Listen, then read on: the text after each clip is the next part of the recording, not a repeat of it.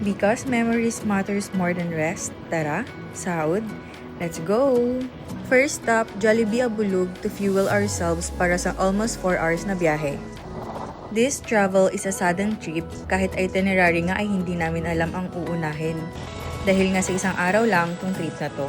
We can't decide if Claveria or Saud. Ang sabi ko naman sa kasama ko, mag-Saud na lang kami kung beach lang din naman ang gusto.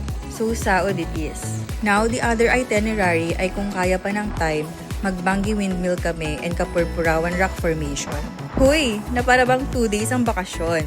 Ang usapang travel time ay alas 3 ng madaling araw, but then I told him na i-adjust ng 4 AM. Kasi late na kaming natulog kaka-edit ng mukbang video and to space up my phone storage for this trip. Ang ending, umalis kami ng 5 AM at dahil may nakalimutan akong gamit, binalikan pa namin. So we finally departed at 5:40 AM ni walang dalang pack lunch, just our hopya and mamon. So we decided na lang na mag-restaurant pagdating sa Saud for our lunch. Nakarating na nga kami dito sa Saud Beach bandang 10:17 AM. Nag-alangan pa nga kaming pumasok at baka mahal. Kasi naman bungad pa lang ang sosyal na. Pero buti na lang dumaan si kuya sa harap namin. Nagtanong kung naghahanap kami ng transient. Kaya nagtanong na rin kami kung magkano ba ang fee dito sa resort. And mura naman pala. Bali ang binayaran lang pala naming entrance fee ay 200 pesos since dalawa lang kami. Dito nga pala sa Balay na Lo kami nagstay. For the information of everybody, libre po ang sightseeing pero kung balak nyo pong mag-swimming, mandatory po na kumuha ng cottage. Ang pinakamura na nilang cottage ay nasa 1,000 pesos since dalawa lang kami ng kasama ko, we prefer na wag nang mag-cottage. Kaya naman binigyan kami ng ibang option, yun nga ay kumuha na lang ng table for only 300 pesos para paglagyan din ng gamit at kung saan kami kakain. Umalis na nga muna kami para umorder ng makakain since closed din ang resto sa Balay na Lo ngayon dahil busy daw ang mga staff. Itinuro kami sa Tartarugas Hotel and Restaurant malapit lang din dito sa spot namin. Akala ko nga tawag din sa karinderya nila dito. Umorder nga pala kami dito ng seafood, bagnet, Italian spaghetti, halo-halo, and drinks. Pwede nyo palang ipa-deliver ang mga in-order nyo basta minimum of 1K. Sa mga nagtitipid dyan tulad namin, magbaon na lang kayo para makamura. Huwag nyo kaming gagayahin na ura-urada kung gumala. Okay, so magte-take muna kami ng picture while waiting for our lunch.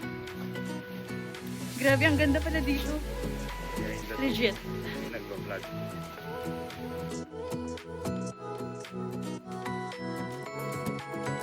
Dito, nagpalit muna kami para maging komportable dahil yung damit namin kanina, yun din ang gagamitin namin pang uwi.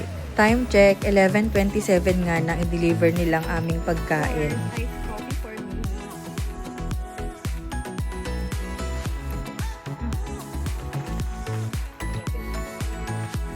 Dito, hindi namin napansin na walang naibigay na tubig dahil sa excited na din kaming kumain. Gutom yorn, binalikan namin yun nung pauwi na kami, buti at binigay din nila. Then we have here butter chicken. Of course, rice.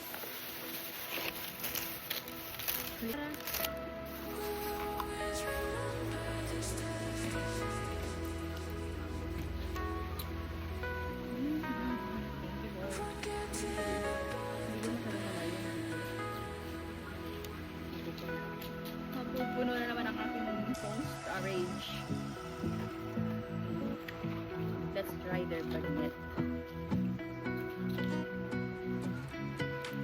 Outfit check!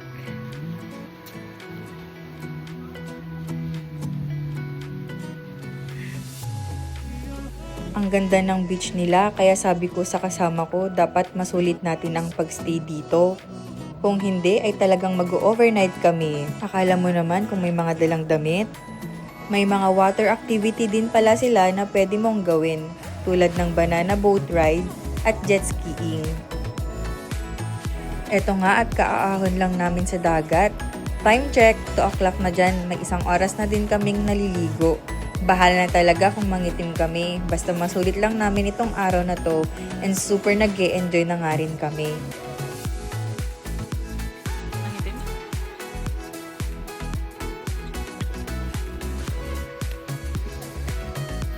Tama po kayo na nakikita. Kaming dalawa lang po ang tao ngayon sa Balay na Lu, na para bang nirentahan namin ang lugar, di ba? Okay guys, kakain ulit kami.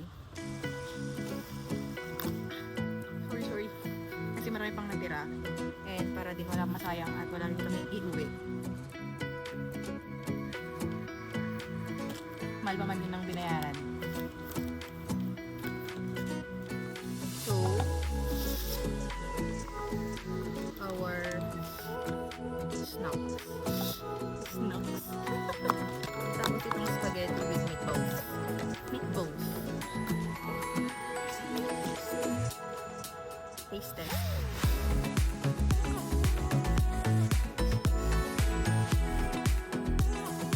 Sarap siya.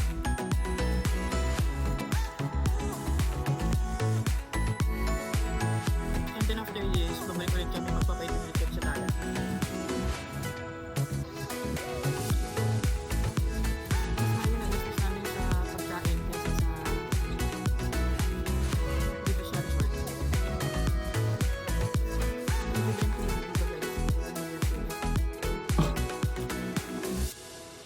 Guys, balik ulit tayo sa dagat. Ayan, susulitin natin yung pakasad natin dito.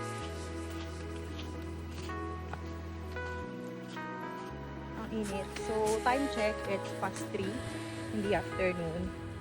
And ang init. But it's okay.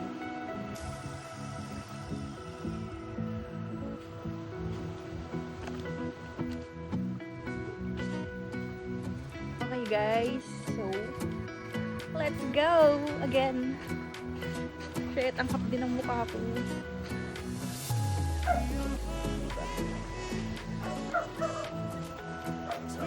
You see this place? Kami lang po ngayon. Let's go!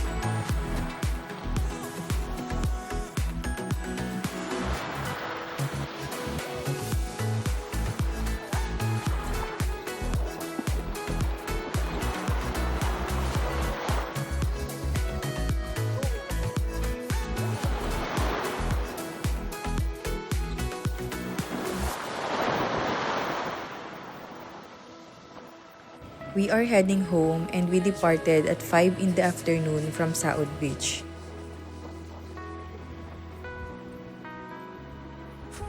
By 6:30 p.m., we reached Claveria and caught the sunset.